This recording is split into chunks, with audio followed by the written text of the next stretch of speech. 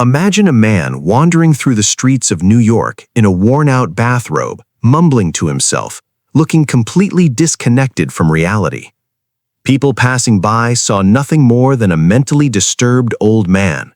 But behind that fragile appearance was a man authorities suspected of secretly controlling one of the most powerful crime families in America. This was the reality of Vincent Gigante, a figure whose life became one of the most unusual and fascinating stories in criminal history. Vincent Louis Gigante was born in 1928 in New York City to Italian immigrant parents. His family came from Naples, bringing with them strong cultural values and a close-knit way of life. Growing up in a tough environment, Gigante learned early how important strength and reputation were. The streets he grew up on were competitive, and survival often depended on how well you could handle yourself. Before entering the world of organized crime, Gigante spent time as a professional boxer in the 1940s. Boxing gave him discipline and confidence. It also helped him build a reputation as someone physically tough and mentally determined. Although his boxing career did not last long, it played a role in shaping his personality and how others perceived him. As he grew older, Gigante became connected with the Luciano crime family, which later became known as the Genovese family. This organization was one of the most powerful criminal groups in the United States. It operated through illegal gambling, loan sharking, and various forms of racketeering. Gigante did not become important overnight. He spent years learning how the system worked. He observed carefully, built relationships, and followed the strict code of silence that defined organized crime.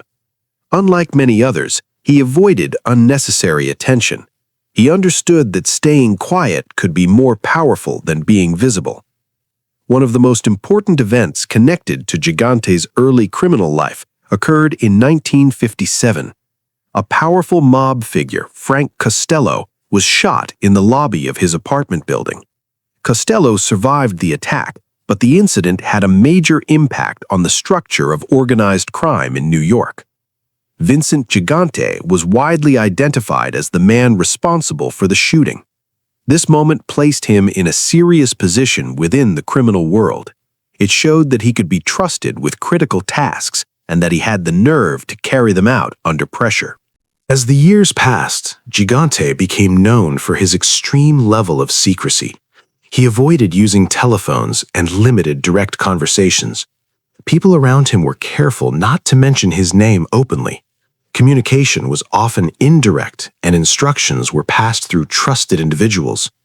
This approach made it very difficult for law enforcement to gather solid evidence against him.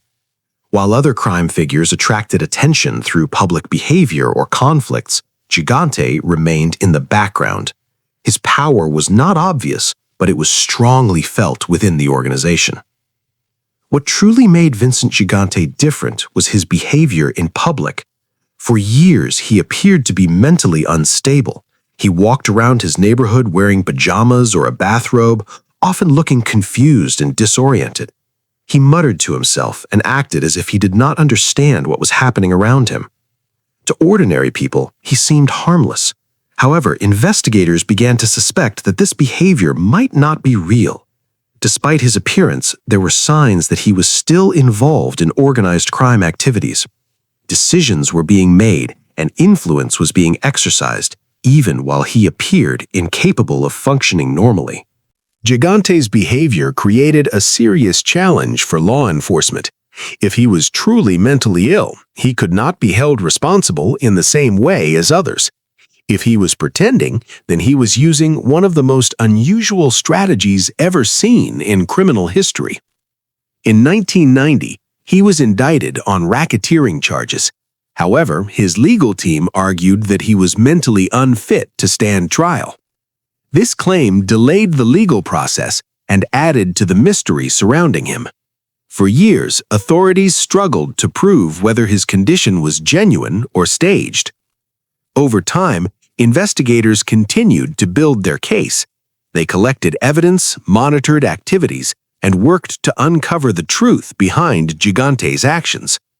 Eventually, The evidence suggested that his public behavior was not what it seemed. In 1997, Vincent Gigante was convicted and sentenced to prison. Later, in 2003, he admitted that he had been faking mental illness for many years. This confession confirmed what many had suspected, that his strange behavior was a carefully planned act designed to avoid prosecution. Vincent Gigante spent the final years of his life in prison, where he died in 2005. By that time, his story had already become one of the most unique in the history of organized crime. His life was not just about crime or power, it was about strategy, patience, and deception. He managed to confuse authorities for decades, using an image of weakness as a form of protection. This approach set him apart from others and made his story unforgettable. The story of Vincent Gigante is powerful because it challenges expectations. People often associate power with visible strength, but Gigante showed that control can exist behind silence and misdirection. For years, he convinced the world that he was a broken man, while authorities believed he was something far more dangerous. In the end, his story remains a reminder that appearances can be misleading. Sometimes, the person who seems the weakest on the surface may be the one hiding the most control underneath.